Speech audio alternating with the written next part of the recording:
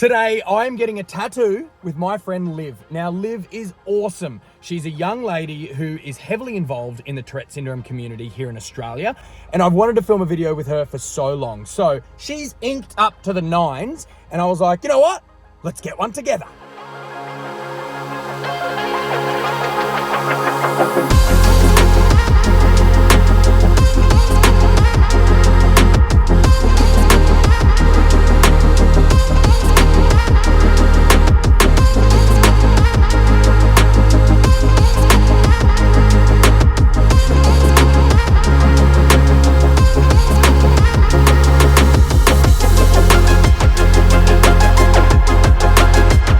We are here at Innerbloom, and this is our artist. Hello, Nikolai.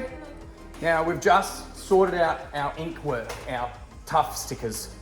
So what are you getting? This is yours? My little Billie Eilish song. This is a Billie Eilish song? It is. Really? Which one? It is part of her songboard. That's awesome, and you're getting that on your wrist? I am. And how's that gonna go, Nikolai? Well, hopefully. Now, my little tattoo. Here, a little tiny moustache, not on my face, but on my tricep. You should do it on your face. On the face would be hardcore, wouldn't it? So this is our little station just here, and I'm not gonna lie, I'm a little bit nervous. How are you feeling, Liv? Fine. You're loving it? Loving it. How are your tics? Chill, easy, right now.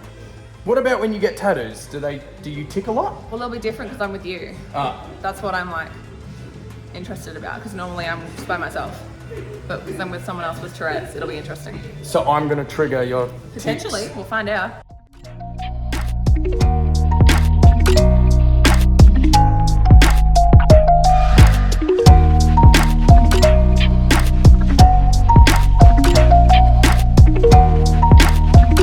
Just running through the details of my tattoo, the little moustache. So how big do you reckon? 4 centimeters. So Yeah, that's. I could do it smaller than 4 centimeters, but it just wouldn't be. It wouldn't look right, would it? Yeah. No, I think that's fine. 4 centimeters on the tricep area. Yeah, that'll be good. What do you think? You've got lots of space. It's good. Long arms.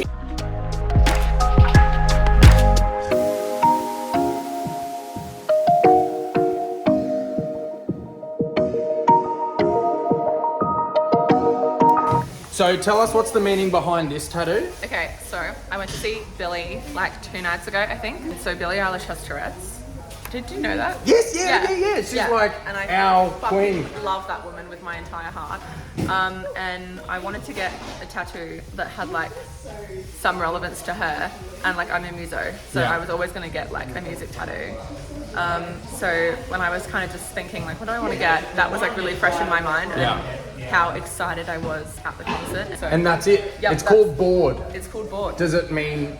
I haven't heard It's it. Is it about basically being bored? Being like fed up of your relationship with a person, or like had enough of someone's shit. So that particular bit is I'm not afraid anymore.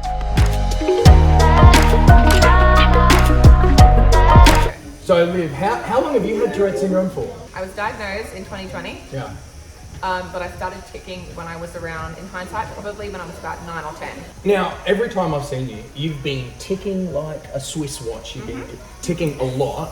Are you suppressing at the moment? To Or you- some degree. Yeah. I know how to calm myself before certain situations, especially getting a tattoo, because Yeah. your body's kind of like focused on something else. I don't have to try that much, it just kind of happens naturally, because you're putting all of your effort into not moving, Yeah. because there is someone with a needle With a on your needle. arm. Blood tests are a whole different story. I suck at blood tests. Really? How come? Yeah, it's so bad. Because they do it in that area of your arm. Yeah. I have a tick where I just pull my arm up like that. Same with cannulas. Yeah. Oh, so when you got a needle here, you go like that. Yep. Oh. How was being at school with Tourette's but not having the diagnosis? What was what was your social life like at school? I hated school. In year 12, I didn't go most of the year. My attendance was like basically next to nothing. Is this because of school, your Tourette's, or the social group? Combination of everything. Yeah. Because everything was made worse by the fact that I didn't like school, didn't have a good social group, didn't have understanding, Yeah. didn't know what was going on. Are we not allowed to talk to you, Nikolai, while you do this? You can talk to me, but I'm not very articulate when I'm tattooing. Really? I can't make words good.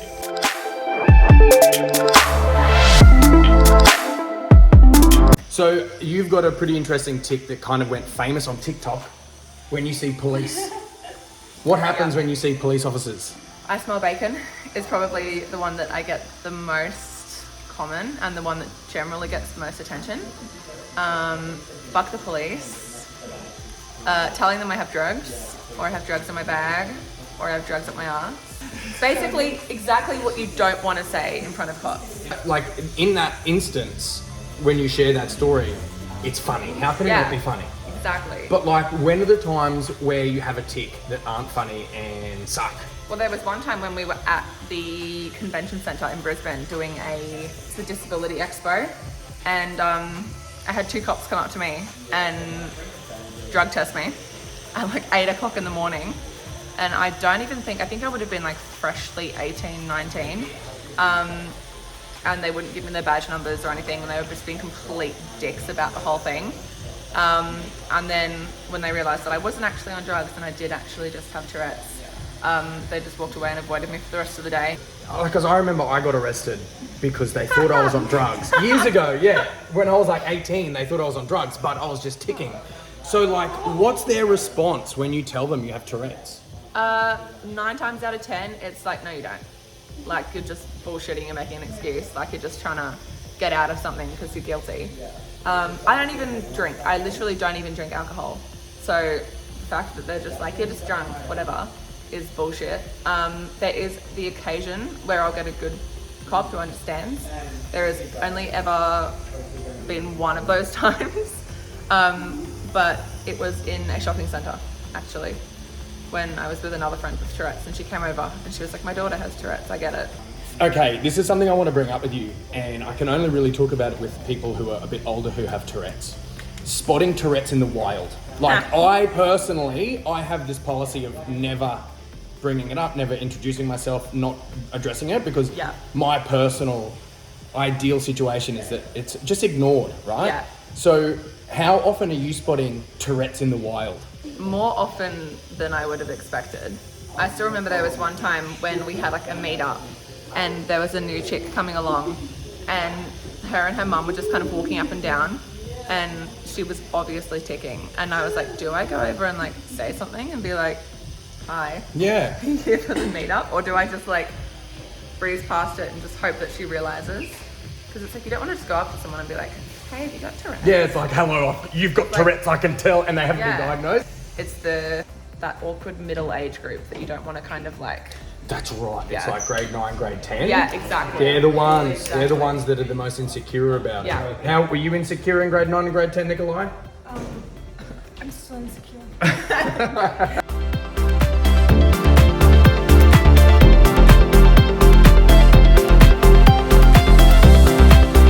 Not gonna lie, I'm nervous. I'm nervous for mine.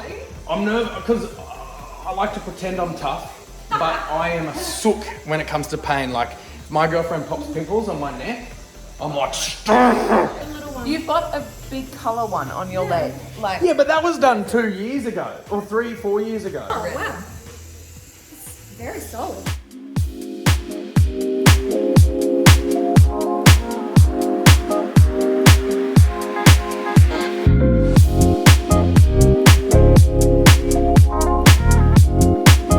Here's a before shot.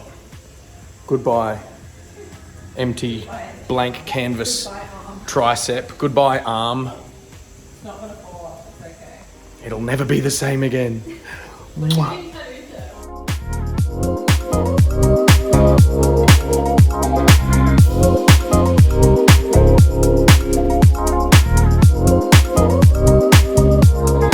So, Liv, having Tourette's, what are some of the most common questions you get asked by people who don't know anything about Tourette's? What do you get asked? Do I tick whilst having sex? That is definitely the most common question I get. Is it annoying when they ask that? Depends who's asking it. It's just like, thank you, hello. Nice Yeah, like, to meet hi, you. my name's Liv. But then if it's someone I know, or if it's someone who asks like in a respectful-ish way, I'm just like, yeah. Having Tourette's, like, I mean, my skin is pretty thick. I never ever get offended. But is there Really? any? Never. Good luck. That's impressive. But is there anything that offends you with Yes. Tourette's? Yes, What? definitely. people who like make jokes about it when they don't have it. Like if a comedian were to make a Tourette's joke and they don't have Tourette's, or I'll rip you a new one. I was doing stand-up once and I did a Tourette's joke and I got heckled by this lady up the front. She was like, "That's not Tourette's." I'm like, "Excuse me?" She goes, "I know people with Tourette's and that's not Tourette's." I was like, I didn't know how to... Yeah, I was like, I didn't know how to respond because usually I was quick-witted, but that I was like, is that a heckle or... Do people not believe you when you tell them you have Tourette's? All the time. All the time. You're not ticking right now. It's like we don't tick 24/7. Like you will rarely meet someone with Tourette's who ticks 24/7. Not to mention the fact that we suppress, and also we have tics that you can't see. Like one of my most common tics, people wouldn't even think is a tic. Stomach clenching? That's one of them. What's the one that I do the most? Oh, you snort, That. sniff your nose. That. No wonder you're getting arrested by the police saying drugs, going... Yeah. Is that it, Nikolai? Done? Yeah.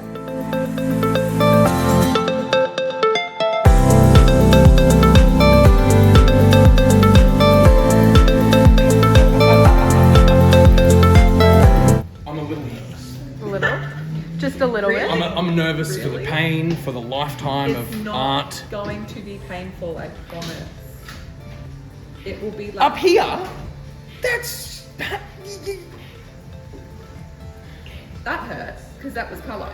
All right, I'm about to get a tattoo very close to where you are. What pain do I need to expect? What's the level of pain? More so the pain and disappointment from the parents, probably. Fair, yeah, when I show it to them. Just go a little lower. Hey, that looks kind of cool. Kind of. Well, I don't know what I'm doing.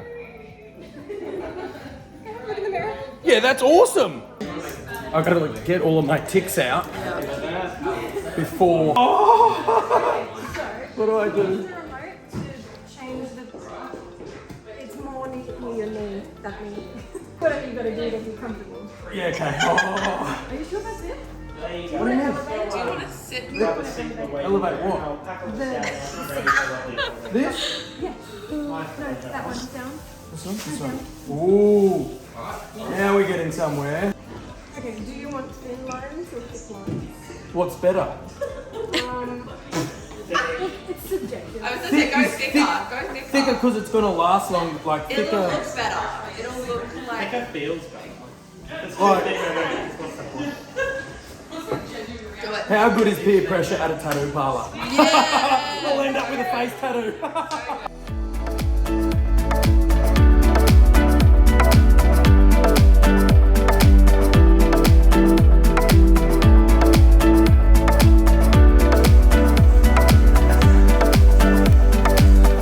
That's fine. That's not bad. I don't know what you're talking about. Yeah, I'm tough.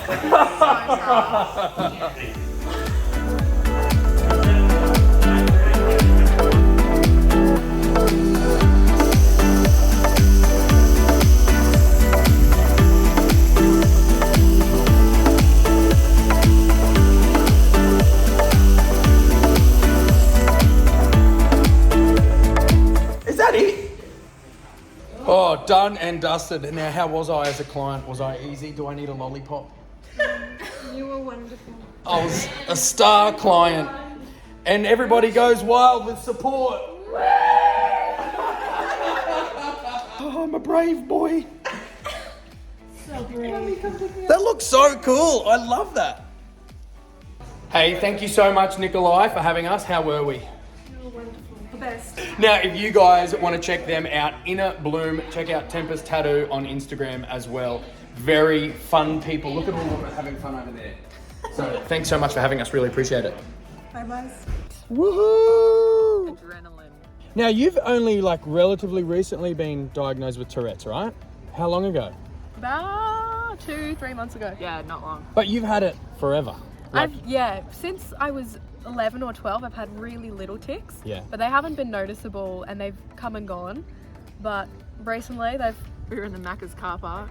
in the Macca's car park on the phone with my psychiatrist, and she was like, "Hey, you've got fact. Tourette's." Guess what? You've got Surprise. We Yeah. were literally in the Macca's car park. it now. Do you think having a diagnosis changes anything?